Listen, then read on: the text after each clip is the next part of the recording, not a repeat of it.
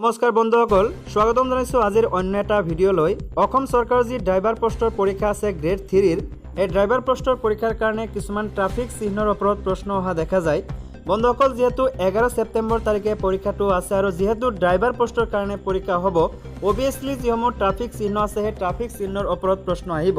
তো বন্ধুসকল, আজিৰ ভিডিঅ'ৰ মাধ্যমত বহুকেইটা ট্ৰাফিক চিহ্নৰ ওপৰত প্ৰশ্ন আৰু উত্তৰ আলোচনা কৰিম। আপোনালোকে ভিডিঅ'টো স্কিপ নকৰাকৈ চাই থাকিব। লগতে যদি আপোনালোকে চেনেলটোত নতুনকৈ আহিছে তেন্তে চেনেলটো ছাবস্ক্ৰাইব কৰি ৰাখিব। আজিৰ যিটো প্ৰথম প্ৰশ্ন হৈছে সেইটো হৈছে তলৰ চিহ্নটোৱে কি বুজাইছে।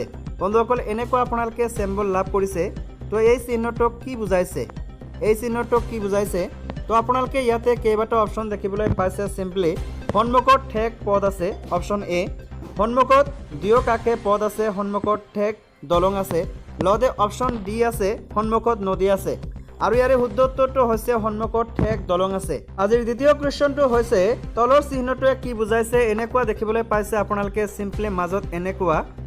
তো এনেকুৱা যদি চিহ্ন আপোনালোকে দেখা পায় তেনেহ'লে ইয়াৰ অৰ্থটো কি বুজায়?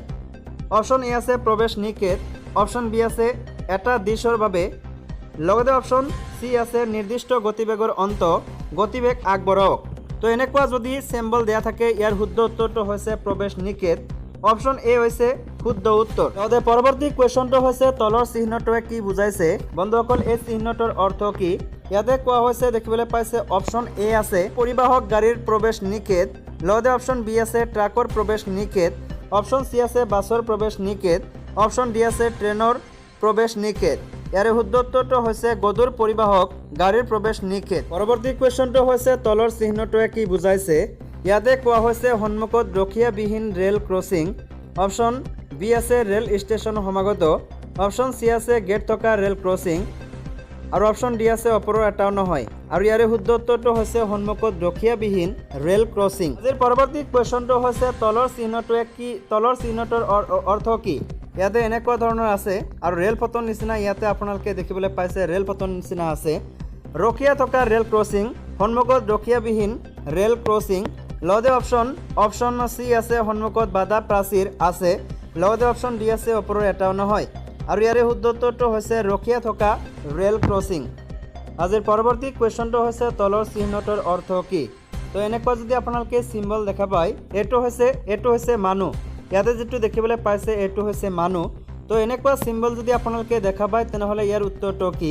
ছাত্ৰ ছাত্ৰী নিষিদ্ধ, পথচাৰী অনুমতিযোগ্য, লগতে অপশ্যন চি আছে পথচাৰী নিষিদ্ধ, লগতে অপশ্যন ডি আছে ওপৰৰ এটাও নহয়। তো বন্ধুসকল, ইয়াৰে যিটো শুদ্ধ উত্তৰ আছে সেইটো হৈছে পথচাৰী নিষিদ্ধ। তো ইয়াতে অপশ্যন চি হৈছে শুদ্ধ উত্তৰ, পথচাৰী নিষিদ্ধ।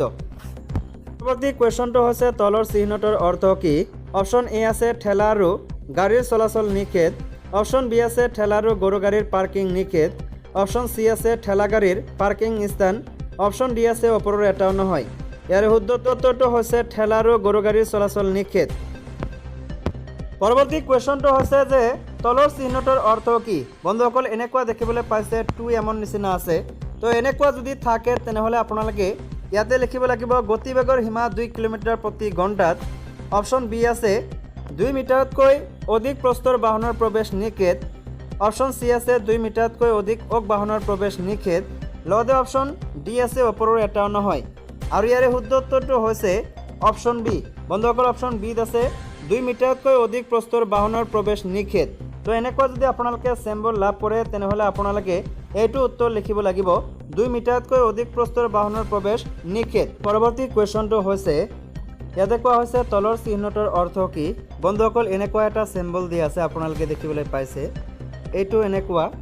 তো এই চিহ্নটোৰ অৰ্থ কি বুজাইছে? ইয়াতে কোৱা হৈছে সন্মুখত, ইয়াতে অপশ্যন এ আছে সন্মুখত সদিশে হেয়াৰ পিনৰ বেকা ভাঁজ আছে, লগতে অপশ্যন বি আছে সন্মুখত থিয় আৰোহণ আৰু অৱৰোহণ পদ আছে, অপশ্যন চি আছে সদিশে অৱৰোহণ পদ আছে, অপশ্যন ডি আছে সন্মুখত থিয় আৰোহণ আছে। তো ইয়াৰে শুদ্ধ উত্তৰটো হৈছে বন্ধুসকল অপশ্যন এ। অপশ্যন এ দেখিবলৈ পাইছে সন্মুখত সদিশে হেয়াৰ পিনৰ বেকা ভাঁজ আছে। পৰৱৰ্তী কুৱেশ্যনটো হৈছে তলৰ চিহ্নটোৰ অৰ্থ কি? বন্ধুসকল, প্ৰথমতে আপোনালোকে এনেকুৱা লাভ কৰিছে, কিন্তু এইবাৰ যিটো আপোনালোকে লাভ কৰিছে এইটো হৈছে এইফালে।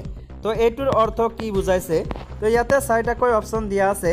বন্ধুসকল, অপশ্যন এ আছে বাওঁ দিশে অৱৰোহণ কৰিবলগীয়া এডলীয়া পথ, বাওঁ দিশে হেয়াৰ পিনৰ দৰে বেকা ভাঁজ আছে, বাওঁ পিনে আগবাঢ়িব, বাওঁ দিশে আৰোহণ কৰিবলগীয়া এডলীয়া পথ আছে। তো আগৰটো পাইছিলে সোঁফালে, তো এইটো হৈছে বাওঁ দিশে। তো বন্ধুসকল ইয়াৰে যিটো শুদ্ধ উত্তৰ হৈছে সেইটো হৈছে অপশ্যন বি, বাওঁ দিশে হেয়াৰ পিনৰ দৰে বেকা ভাঁজ আছে। পৰৱৰ্তী কুৱেশ্যনটো হৈছে তলৰ যিটো চিহ্ন আছে, তলৰ চিহ্নটোৰ অৰ্থ কি? ইয়াতে দেখিবলৈ পাইছে আপোনালোকে এনেকুৱা আছে। তো ইয়াতে দেখিবলৈ পাইছে এইটো হৈছে ৰেলৱে ক্ৰছিং বোৰ্ড। লগতে এই যিটো আছে এইটো হৈছে ৰেলৱে যিটো গেট আছে সেই গেটসমূহত এনেকুৱা থাকে। তো বন্ধুসকল ইয়াতে কোৱা হৈছে সন্মুখত প্ৰতিবন্ধক আছে, সন্মুখত ৰেল ক্ৰছিং আছে, সন্মুখত গাড়ী ওজন কৰা ৱে ব্ৰিজ আছে। লগতে অপশ্যন ডি আছে, ওপৰৰ এটাও নহয়। আৰু ইয়াৰে যিটো শুদ্ধ উত্তৰ আছে সেইটো হৈছে অপশ্যন এ, সন্মুখত প্ৰতিবন্ধক আছে। পৰৱৰ্তী কুৱেশ্যনটো হৈছে তলৰ চিহ্নটোৰ অৰ্থ কি? তো এই চিহ্নটোৰ অৰ্থ কি বুজাইছে? বন্ধুসকল ইয়াতে কোৱা হৈছে যান বাহনৰ প্ৰৱেশ নিষেধ। অপশ্যন বি আছে মটৰ গাড়ী আৰু দুচকীয়া বাহনৰ প্ৰৱেশ নিষেধ। অপশ্যন চি আছে মটৰ গাড়ীৰ দুচকীয়া বাহনৰ প্ৰৱেশ অনুমতি। লগতে অপশ্যন ডি আছে, ওপৰৰ এটাও নহয়। আৰু ইয়াৰে যিটো শুদ্ধ উত্তৰ আছে সেইটো হৈছে মটৰ গাড়ী আৰু দুচকীয়া বাহনৰ প্ৰৱেশ নিষেধ।